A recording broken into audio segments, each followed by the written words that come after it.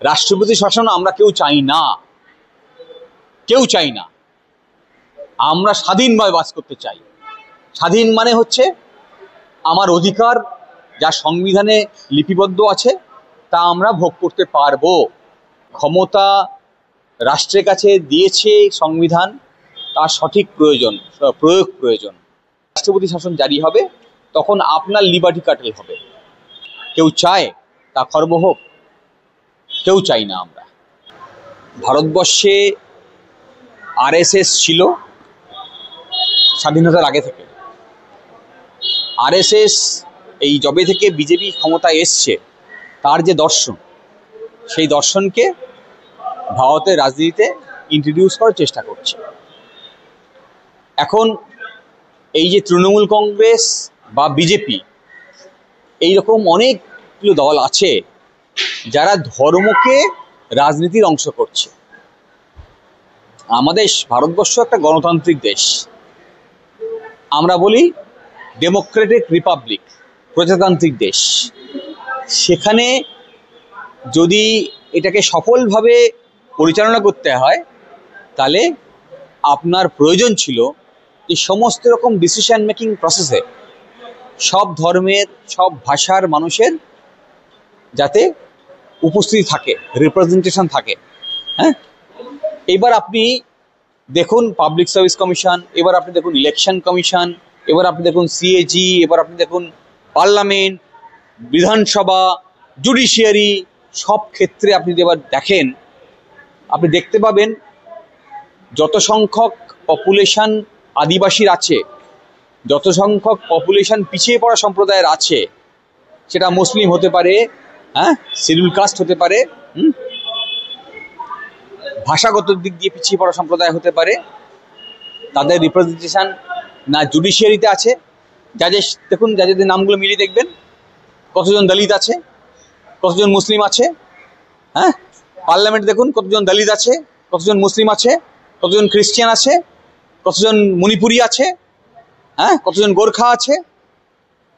তেমনভাবে এই যতগুলো জায়গায় সিদ্ধান্ত নেওয়ার জায়গা, ডিসিশন মেকিং প্রসেস, যে ডিসিশন মেকিং প্রসেসে সব অংশের মানুষের অংশগ্রহণের মধ্যে দিয়েই গণতন্ত্রের সাফল্য আসে, তা নেই। আর তা নেই গণতন্ত্রকে, তাই এখনো আমরা সফলভাবে রূপায়ণ করতে পারিনি। আর সেই সময় সেইটাকে আরো বেশি অ্যাগ্রাভেট করার জন্য ধর্মের রাজনীতিকে সামনে নিয়ে আসছে, ধর্মীয় ভাগাভাগি করছে। হ্যাঁ, দেখুন বিজেপি, তৃণমূল প্রত্যেকেই মন্দিরে পয়সা দিচ্ছে। মন্দিরে পয়সা দিতে পারে না, গির্জায় পয়সা দিতে পারে না, ইমামকে পয়সা দিতে পারে না, মুয়াজ্জিনকে পয়সা দিতে পারে না, পুরোহিতকে পয়সা দিতে পারে না। এটা তারা জানে, তাই ঘুর পথে দিচ্ছে। হ্যাঁ, ট্যুরিজম, ট্রাভেল, হ্যাঁ, এইসব খাতে ব্যয় করছে। আসলে অ্যাপিসমেন্টের কথা যেটা আমরা বলি, এই অ্যাপিসমেন্ট করছে, সেটা কখনো হিন্দুদেরকে, কখনো অন্য ধর্মের মানুষকে। হ্যাঁ, আর তার জন্যেই এই মন্দির তৈরি করতে হচ্ছে। এমনকি আপনি দেখেছেন যে দিলীপ ঘোষ বলছেন যে মমতা তো আমাদের রাস্তায় হাঁটছে, তাহলে আমার আপত্তি, আপনাদের আপত্তি কোথায়? তাহলে দিলীপ ঘোষ যারা, আমি বললাম আরএসএস এর কথা, আরএসএস যারা এই রাজনীতি ইন্ট্রোডিউস করেছে তারাও স্বীকার করছেন যে মমতা তাদের পথেই হাঁটছেন।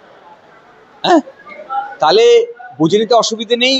যে রাজনীতি ভারতবর্ষের সংবিধান করতে বলে সেই রাজনীতি থেকে আমাদের সবাইকে দূরে সরে যেতে হচ্ছে, আর যে রাজনীতি আমাদের সংবিধান চায় না সেই রাজনীতিকে ইন্ট্রোডিউস করছে যাতে মানুষের মধ্যে বিভেদ তৈরি করা যায়, যাতে কাশ্মীরে যখন সন্ত্রাসী হামলা হয় যার জন্যে প্রশাসন দায়ী থাকে, সেই দায়কে এড়ানোর জন্যে ধর্মীয় বিদ্বেষ ছড়ানো হয়।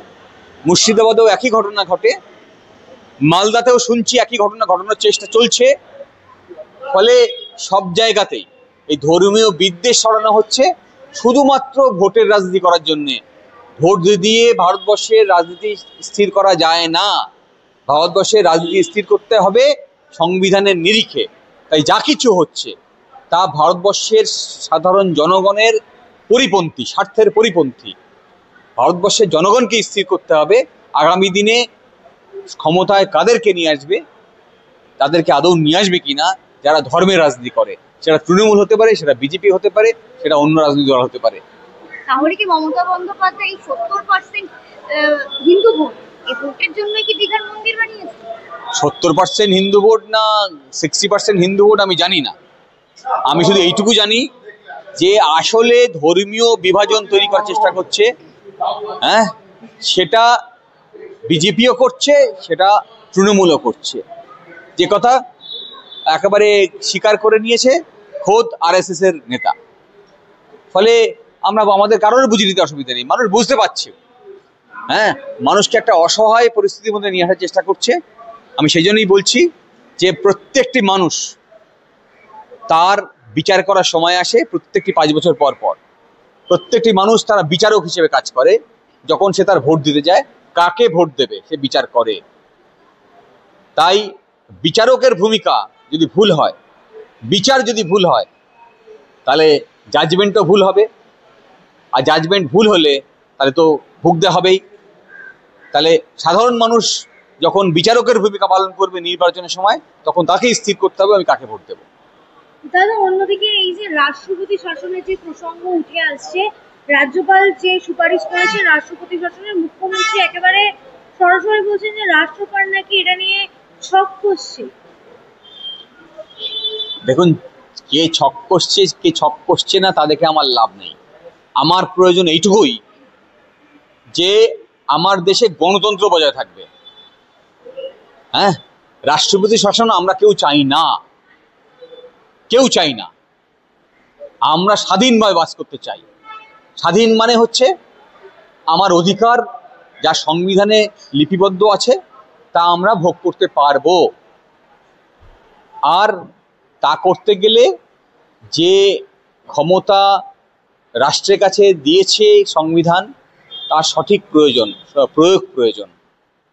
হ্যাঁ, এখানে যখনই রাষ্ট্রপতি শাসন জারি হবে তখন আপনার লিবার্টি কাটেল হবে। আপনার রোজকার যে লিবার্টি তা খর্ব হয়। কেউ চায় তা খর্ব হোক? কেউ চাই না আমরা।